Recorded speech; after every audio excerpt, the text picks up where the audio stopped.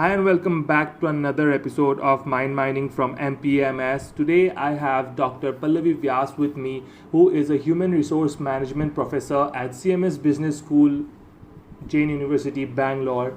Her expertise lies in organizational behavior, learning and development, and research. So without further ado, before we start on with the podcast and with the questions that I have in my mind, before that, I would like to know that how you are doing and how is everything going on. Yes, Sumon. Thank you so much, Sumon. I'm doing very well and everything is going on well. Uh, as you know, the students of the final year batch are not around. The new students have come into the campus. So it's good interacting with them. It's a new, fresh batch of students. So it's going good there. And personally also, I'm doing well. All right, amazing, ma'am. Certainly, even I guess our classes also start soon, and hope to catch up with everybody. I mean, with the juniors as well. So, moving on, ma'am. So let's just start off with the actual discussion here. As you are my HR teacher, and as you are into the field of organizational behavior and HR, so the first thing that I would like to know is how do we even differentiate between human resource and organizational behavior? I am aware of the idea that organizational behavior is a part of human resource or with part of some strategic planning. I would just like to hear your take on this now. Yeah, all right, Sumon. So, first of all, if I talk about organizational behavior, now I would like to just make a little correction there. When we teach OB in college or in BBA or an MBA, we do teach OB as a part of HRM because that is how the courses are designed. We believe that it's an HR faculty who understands what is human resource management, who understands people, and that's how we teach OB as a part of the human resource management department or the area in any institution, in any of the colleges, wherever you do your MBA from. That is how the format is, that OB is taught in that way. But if I talk about the application of organizational behavior, we should just keep OB separate from HRM in terms of OB is for everybody. Whether you are from the human resource management function, whether you are from the operations function, or you are from the finance function dealing only with money, OB is for everybody. Because OB ultimately influences your work-related behaviors, your individual attitude, your working in groups, in teams, the way organizations are structured and designed, how all of these things impact your workplace behaviors. That is what organizational behavior is all about. So as you must have studied in OB in your classes during your first semester, you must have studied that OB is all about individuals, OB is about teams, OB is about organization as a whole. So basically, we try to understand how all of these together have an impact on an employee's behavior. How does an employee project his personality at the workplace? And an individual's perceptions, how does that affect his behavior at the workplace, or how he interacts with others in the team? Okay. What way communication between people impacts their working or their performance? What motivates individuals? So OB, we should not say that it's a part of HRM per se. HRM is absolutely a functional role, right? It's a function in the organization which is concerned with people management. But for that people management, it makes sense if we understand psychology of people, and if we understand the role play of all of these different actors, as in the individual, the teams, the organization structure. So that is why we teach OB as a part of HRM. But then I would rather say that HRM is a function in the organization, and OB is something which every manager should understand, so that they can be very effective at managing their own workplace behaviors as well as managing their teams as a whole. Certainly, ma'am. Now, this clarifies a lot of the idea about HRM and OB for me. And so basically, human resource, the HR, there's an entire department from it, and it will have a different functionality. However, the OB is completely applicable to each and every employee working at that organization. I suppose that's the gist of it. And Yes. so, ma'am, so basically, since these two things are human resource, the HR department, and the organizational behavior. So, as the HR department looks into the people and their performance and tries to sort out, human relations, would the organization behavior be impacted through that? I mean, like suppose the HR department is handling a highly critical case with regards to any organization, and will that a case reversely impact the entire organization and their behavior or their opinion towards something, ma'am? Yeah. So, see, when we talk about people and people-related issues, that's where HR comes into picture. So, whenever you have any people-related concerns, any conflicts in the organization, or anything which has got to do with your human resource, with your human asset, the HR department takes control of all of those concerns. And definitely, wherever you have people involved, it makes sense to understand organization behavior. So, when we say organization behavior, it means that if there is a conflict between individuals, or if there is one individual who's at some fault or at some problem, we need to first understand what led to that problem, what is the root cause of that conflict. So that is where the organization behavior has to be understood. So the dynamics that play with regards to power and politics in the organization, with regards to personality differences, with regards to how do we perceive other individuals, with regards to how some communication may have gone wrong. So that is where the organizational behavior dynamics play a role. So for understanding the situation, if we understand the dynamics of all of these aspects, that why teams have sometimes problems, why is it that groups are not able to work cohesively with each other. So when we understand these basic aspects of organizational behavior, we are better able to understand that problem or the issue with regards to which that conflict has happened. Absolutely. And trust me, yes, the managers who are able to understand the interplay of all of these dynamics, they are the ones who are able to make very successful decisions. So basically, one of the Gallup studies, it shows that 82 to 85% of the times managers make faulty decisions because they don't understand organizational behavior, because they don't understand the psychology of people. So most of the decisions that we take, whether it is with regards to promoting people, whether it is regards to hiring decisions, selection decisions, most of the times we make errors at fitting in the wrong person in the wrong job. Why? Because we are unable to understand their personalities and where do those personalities fit into the organization. What kind of roles will they be fitting in? So if we understood OB and the implication of individuals' personality, psychology, sociology, all of these different aspects, if we understand them very well, we would be able to make better decisions with regards to people. Certainly, I'm absolutely right. And yes, I mean, the idea that, the managers has to understand each and every aspects of organizational behavior is highly important for them to, climb up the ladder and be successful. So which brings me to another thought here, ma'am, that most of the organizations have teams, right? And in teams, people will have different mentality, different culture, background, and different thought processes going on. Now, how do we, as an organization, how would the organization increase its productivity and maintain a good team collaboration? How do usually organizations do that? See, so if we talk about, let's say, team collaboration first. So if we talk about how do we bring about collaboration between teams, now, like I just mentioned some time back, that if we understand people's individual personalities, their attitudes towards work, if we understand what motivates individuals, we can accordingly bring the right kind of harmony amongst the team members. So as a manager, it becomes your responsibility to understand how my individual members in the team, how they're different from each other. What is the thing that motivates each one of them? What is it that drives different people, so that you can bring in those dynamics within the team and motivate each one of those individuals differently. So you need to, first of all, understand their psychologies. You need to understand their skill sets. You need to understand who's competent at what. You need to understand their individual preferences and behaviors, so that you can then accordingly bring about the right kind of communication between your team members.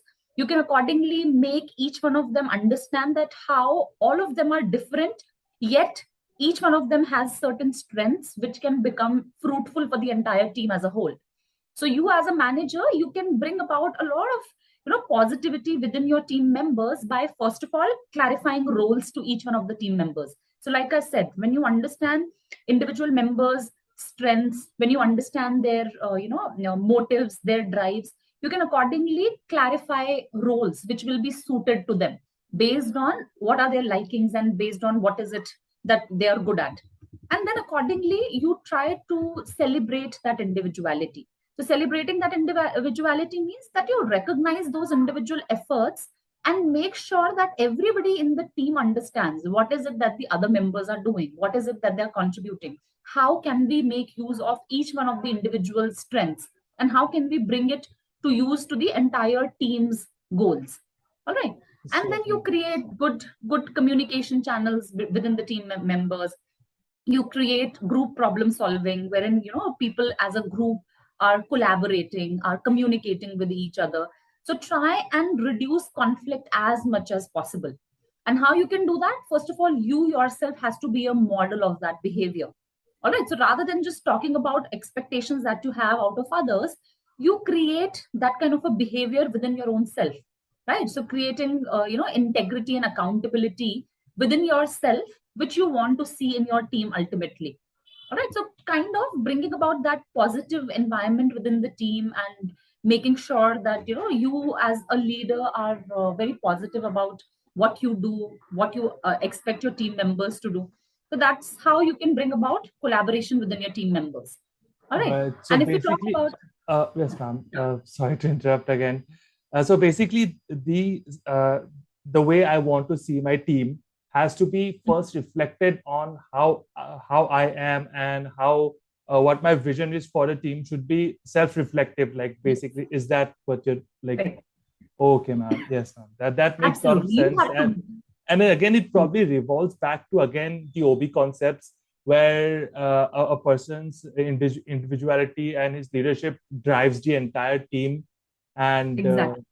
Yes, ma'am, this makes a lot of sense. And sometimes, especially for a working professional, right? Sometimes there will be work pressure. There will be quite a lot of things that you have to achieve. There'll be targets. Now, when a person goes through those kind of situations day in and day out, or 5 days a week, and you just get 2 days of holiday, and how does anybody try to like figure out a perfect balance between these two? Because sometimes what happens is that most of the organization, I've seen the managers, they'll be so much involved with their work that they don't even they'll be most of the time working overtime or end up working on weekends. So how do a person balances that out, ma'am? Any suggestions for that? Yeah, so Sumon, that balance, when you talk about balance, I would say that's very difficult to achieve. See, none of us, I would say, have a balance when it comes to our working life and our family life, because if we are able to strike that balance, I think we've become Buddhas, all of us. Because that balance, it's very difficult to achieve. See, if you are a person who's achievement oriented and who is driven by performance, you would definitely be a high performer at work, and being a high performer at work would require you to be on your toes most of the times. And many a times what happens is high performers, they're never able to say no to work because that is what drives them. That is what keeps them motivated. So then definitely if you're too committed towards your work, somewhere or the other, your personal life may be getting neglected. But yes, when you say balance, it doesn't mean that if you're a high performer at work, you cannot be a good performer at home as well. So when you have those weekends, when you have those holidays, you make up for that lost time. So you plan holiday with your family, you plan a party at home, or whenever you are back home, you then switch off from your work and make sure that whatever time you have with your family, that, or for yourself, it's not just about family, but then for your personal self as well. Try and be attached with, things that you love to do. So let's say if I talk about my own self, I'll just give my example. So see, we work 6 days a week, right? People at least in most of the corporates, they at least work 5 days a week. We work 6 days a week. Yes. And in those 6 days, by the time you reach home, you feel, oh, the entire day has gone, but still you have few hours left in the day. So in order to give myself time, I make sure that I'm working out. So I have a fixed schedule for my workout when I get back home. I love gardening. So I make sure that, I take out time for my garden, whether it is during the weekends or in whatever ways possible. I make sure that I plan holidays with my family. We go out together whenever we have 2 to 3 days, available with us. We definitely make sure that we make out those plans. Or maybe in the evening, sometimes stretching yourself, inviting friends over for maybe coffee or drinks or something, or maybe you go out and meet others. So it's not that you can't maintain balance. I would not say that 50-50 balance can be maintained, but yes, you prioritize things. You make sure that if you have a deadline, that deadline becomes your priority. But let's say you don't have a deadline, you make sure that you are giving yourself time and your personal life, your family, people, you're giving them that time as well. So it's not that difficult. Yes. It's not that difficult as an individual, but yes, some effort from the organization side may also, help people. So like, for example, these days, in fact, I was just reading a newspaper article, I think yesterday's newspaper, Economic Times. I was reading an article which talks about companies that offer time off to employees to help them switch on.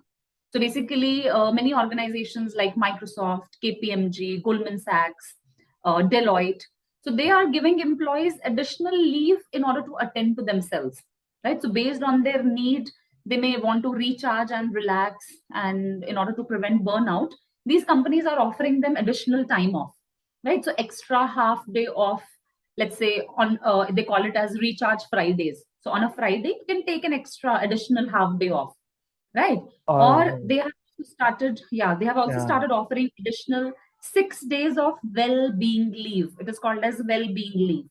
So there are various concepts like long weekends, pens down days, wellness leaves, and then a lot of flexible vacation policies. So it's not that organizations don't understand. They also understand that, and now they have started offering those kinds of privileges to the employees. But then the problem is how many of them are doing it, right? Yes, ma'am. Yeah, the actual numbers. But then it's also, I was not aware of these extra leaves that you just mentioned, like wellness leaves and pen downs leaves. So I'm actually excited just by knowing that organizations are actually considering these factors and trying to help their employees get a work-life balance. And because what I believe, ma'am, is that either way, like if something goes wrong in my workplace, it will somehow probably roll out and impact my personal life as well. My mood would not be happy, or I'd be worried about that thing. And in opposite way, if something goes wrong at my house, I would not be able to give my 100% at work. That's what happens to me mostly. And that's why I try to make sure that both places are in a certain level where I'm doing good at both the places, at work, even at home.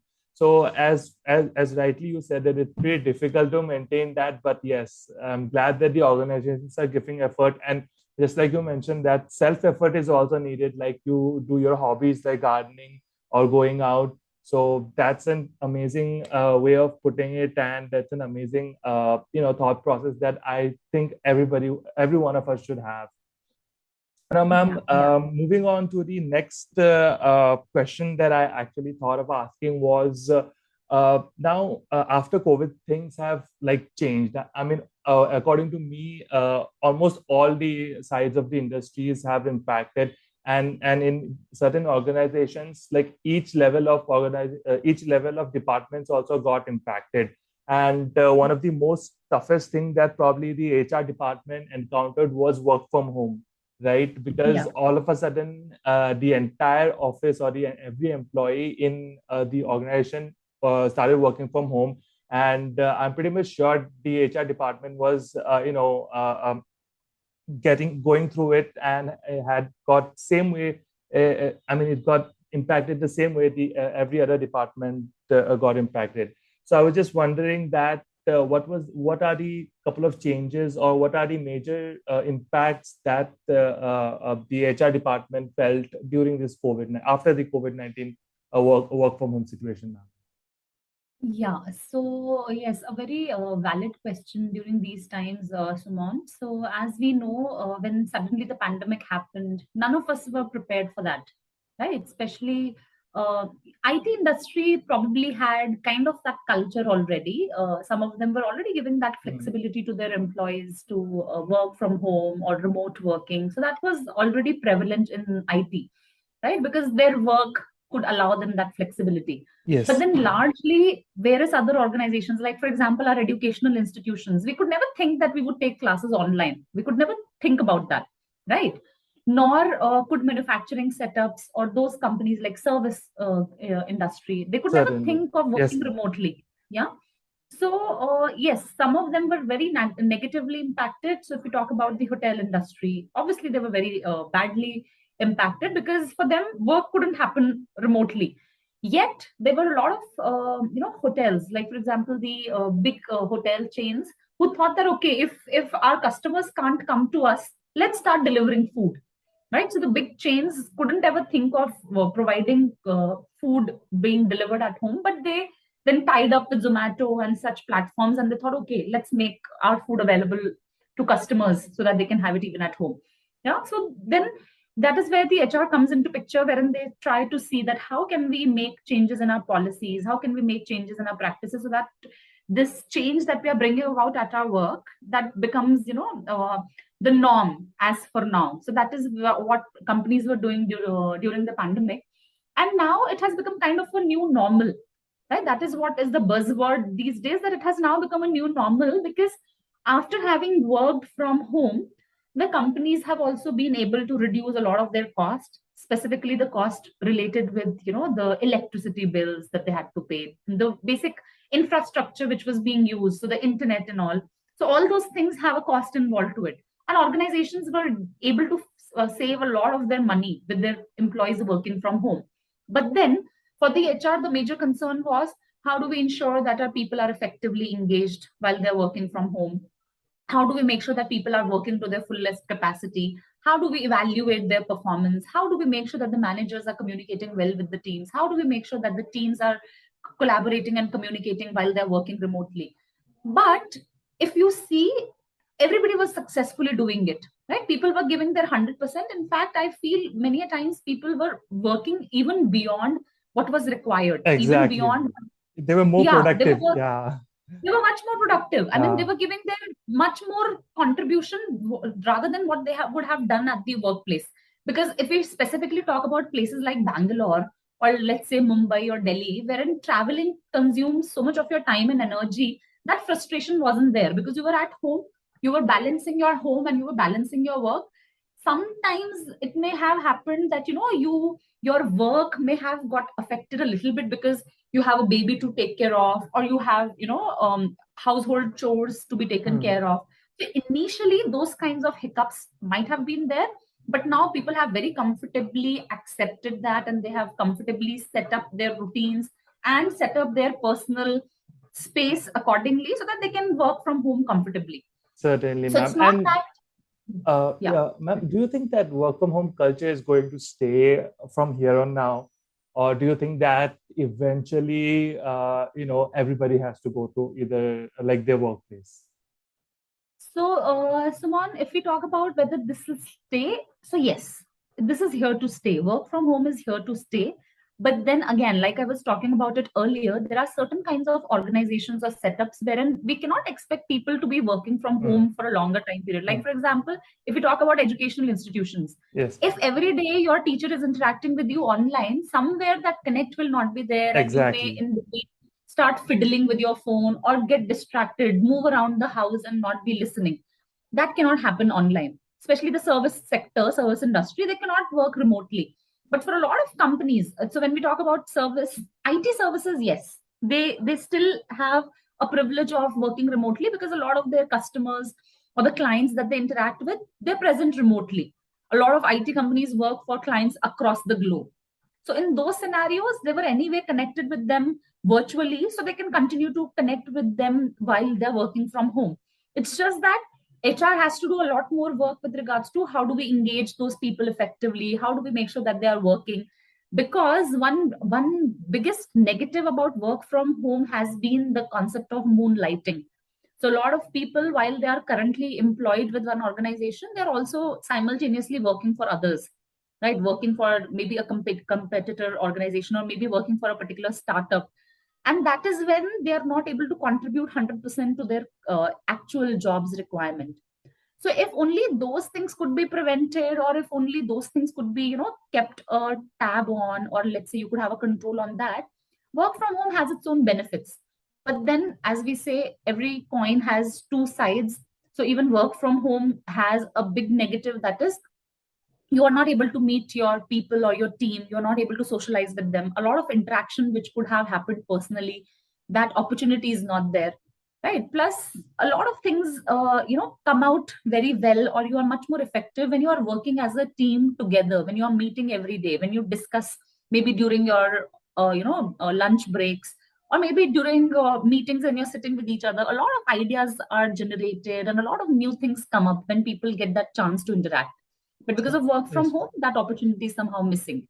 Yes, So that's ma'am. And as yes, ma'am, go ahead.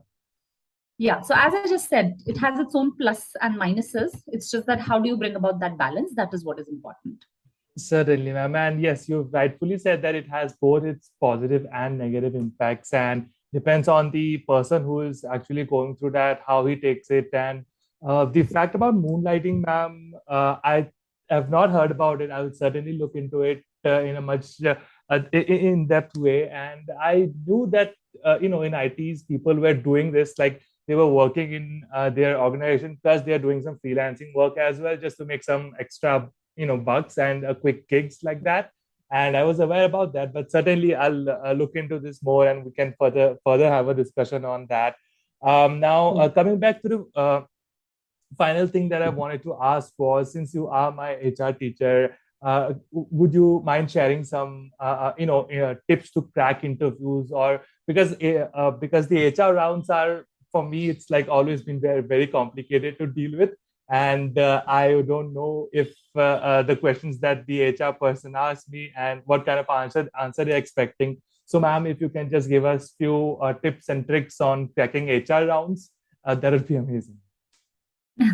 Sure, Zaman. So, if I tell you about how to crack an interview, I may tell you do this, do that, prepare for this kind of question, that kind of question. But then when you go to the interviewer, they may ask you absolutely different things. Yeah, exactly right, ma'am. Yes. So I cannot say that, yeah, these are certain set of questions. If you prepare for that, you will be good to go. But then before you go for an interview, it's important to first understand your own self. Now, many times what happens is, even in class, even while we're teaching, we tell students, you may write hundreds of sentences about an XYZ person, maybe your favorite actor or your favorite cricketer. But when we ask you to write about yourself or talk about yourself, within just one or two lines, you will stop. So it's important to first introspect about yourself, that, okay, who am I? What are my strengths? What are my weaknesses? How can I be an asset to the organization? So before you apply to a particular job or before you go for an interview, it's important that you first research about the organization. So doing your research, having an idea about this particular profile that you have applied for, are being interviewed for, that is a first thing that you must do. So do your own research, study about the organization. The interviewer must understand that this person is very serious about this role, about this particular position. So that can happen only when you have researched about the company as well as the role that you're applying for. And then there are a few other things which are very general or which are very common. So, like, for example, it's important, like I just mentioned, it's important that you must know about yourself. So one basic thing to make you comfortable, the interviewer may ask is, okay, tell me about yourself, tell me about your strengths, tell me about your weaknesses. They may ask you certain personal questions wherein you talk about your family. So it's important that when you do that, you do it in a very well structured manner, so that that communicates to the interviewer that this person is very informative. He or she knows how to present the information in a very proper way, in a chronological way. So talk about your family, about your life, how you have progressed in life. That should come out when you talk about yourself. Similarly, as I mentioned, you should know about your strengths, so that the interviewer understands how you could be used, how you could be of use or an asset to the organization. If you have certain weaknesses, all of us have weaknesses. So don't say I don't have any weaknesses. If you have any weaknesses, talk about it genuinely. Be very honest. The most important thing about interviews is being honest. Many times what happens is we tell people, okay, prepare like this, prepare like that. And when you are over preparing, you somehow tend to lie about yourself as well. And that is where you get caught. So it's important that you are honest. You are very truthful to the interviewer. And then Listen to the interviewer carefully. Understand what they want you to say. Just pause for a few seconds. Think about what is it that you're going to speak, and then only speak. They would not feel bad if you're pausing in between and thinking before you speak. It always makes sense to think about what you're going to talk and then talk about it.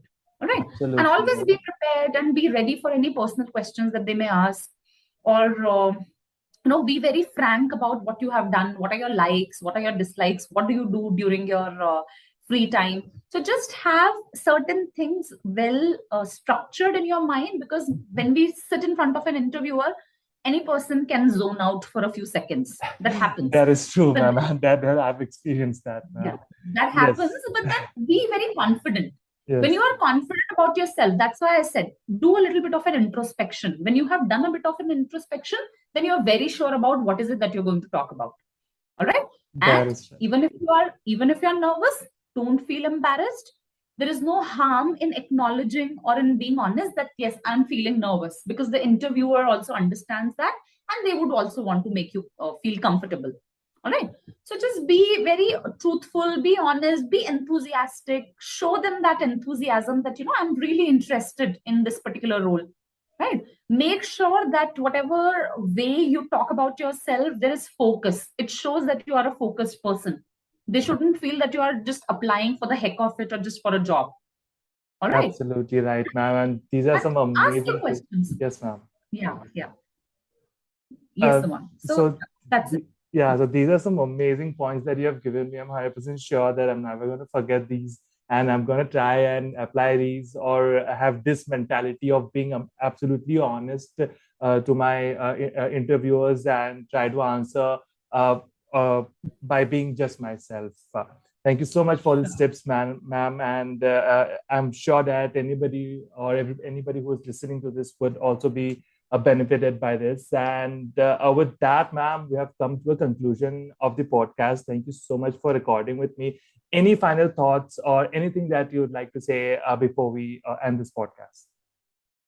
Yeah, so nothing much, Suman. First of all, I would like to thank you for having me here to record with you this podcast. So it is very, entertaining for me as well to talk to you. And to close this, as I just mentioned some time back, organizational behavior is for everybody. So it's important that we as individuals, we as managers, understand our people and understand the situations that make people behave in certain manners. So if we understand that, if we are more, open towards others, I think we have a long way to go, and I think we would be much more successful. And rest, just be true to your work, to your, roles in the organization. And there is a lot more that everybody has to experience and to learn. So as we go forward, there is a lot of learning that happens automatically. Just being open to experiencing new things is what definitely helps. Thank you so much. That is it, Suman. And if there is anything else that we could discuss, we would definitely connect again. And certainly, ma'am. Certainly, ma'am. And in future, if I have any other episodes coming up, or any ideas with regards to organization and organizational behavior, I would certainly do one more podcast with you. And thank you once again for agreeing to do this. And that's all, ma'am. Thank you so much. Have a good day, ma'am. Thank you so much, Suman. Yeah. Well, that was it, guys. Thank you so much for listening. You can reach out to us by following us at Instagram. Our handle is mentioned below. You can also go ahead and follow us on Spotify and subscribe to us on YouTube. That was it for today, guys. Thank you so much. Bye-bye.